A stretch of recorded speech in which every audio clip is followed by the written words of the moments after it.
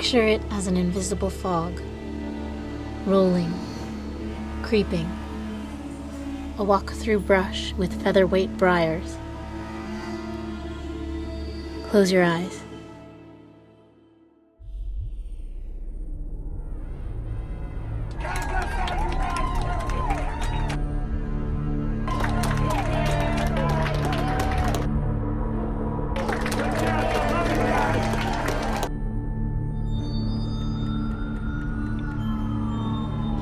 Picture it as an invisible fog, rolling, creeping, a walk through brush with featherweight briars. Face shields, gowns, PPE. It hasn't been provided by my supervisors. I work with the elderly. You have to ensure that you are not going to infect your patients with COVID. Our employer doesn't really provide proper access to PPE. We're bringing in our own paper towels, bringing in our own Clorox, and it's scary. I don't feel equipped. I feel like we're kind of on a floating island in the middle of nowhere. Close your eyes.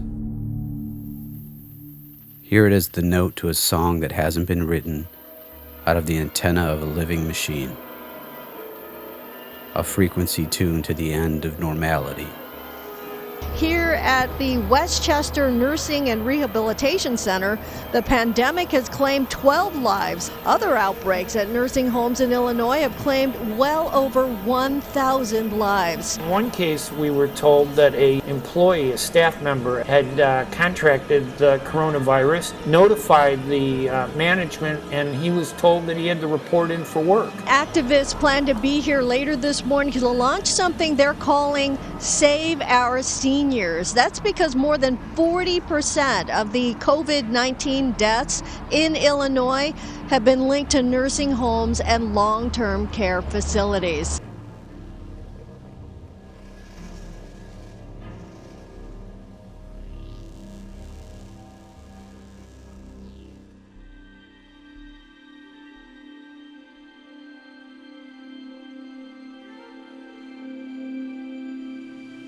Hear it as the next note to a song that hasn't been written, out of the antenna of a living machine.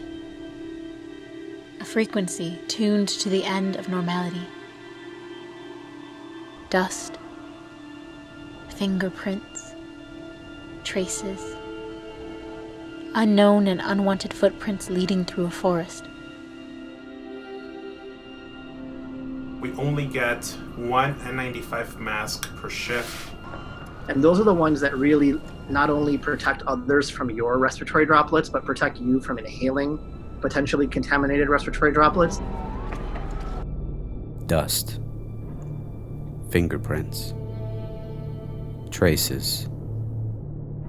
Those are still very rare. I was lucky enough to have a friend who is in the supply chain business, and I privately bought 10 N95 masks. And so I use my own when I go to work just because they're far safer. Depending on the area, we might only get one gown as well. Unknown and unwanted footprints leading through a forest.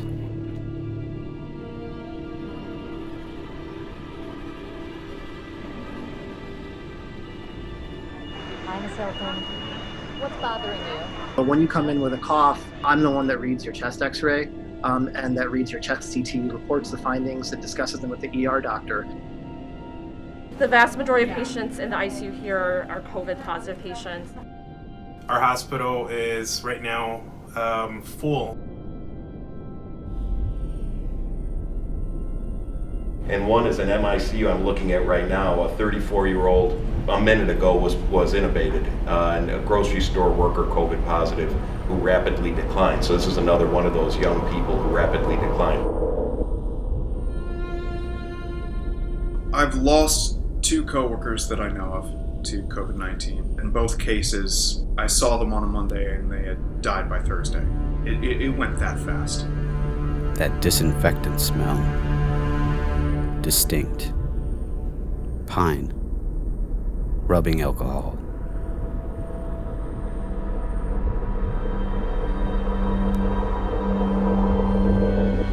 That disinfectant smell. distinct. Pine, rubbing alcohol, the end of everything.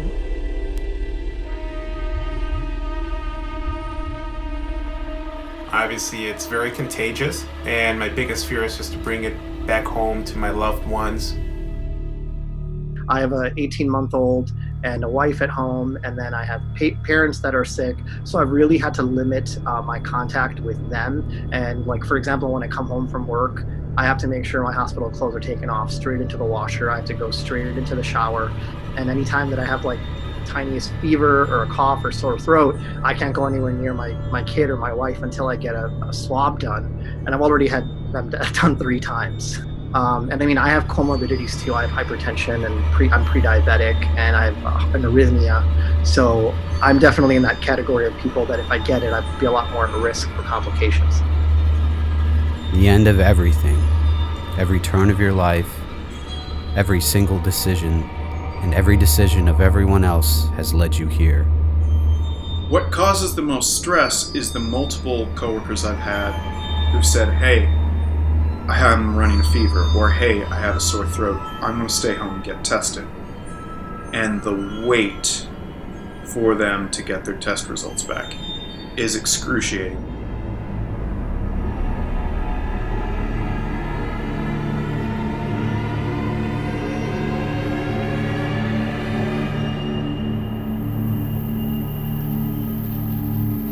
And as some states take caution, others are moving faster to reopen. At the same time, those states experiencing their highest single-day rate of new infection.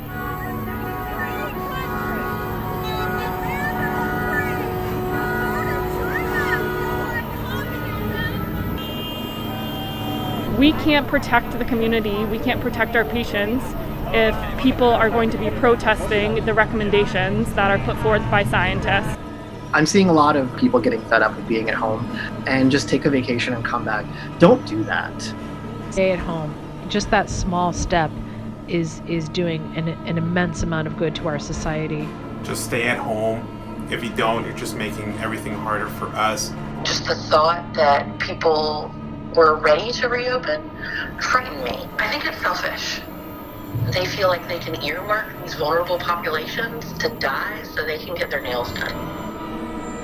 Definitely one of the hardest things that we've had to deal with is, having patients where, another day is not necessarily guaranteed, but then not being able to have families at bedside. So if you end up in a hospital, intubated, dying, you're by yourself. And your last thoughts are of pine, while white sneakers pound wax tile. Nearer, nearer, softer, gone.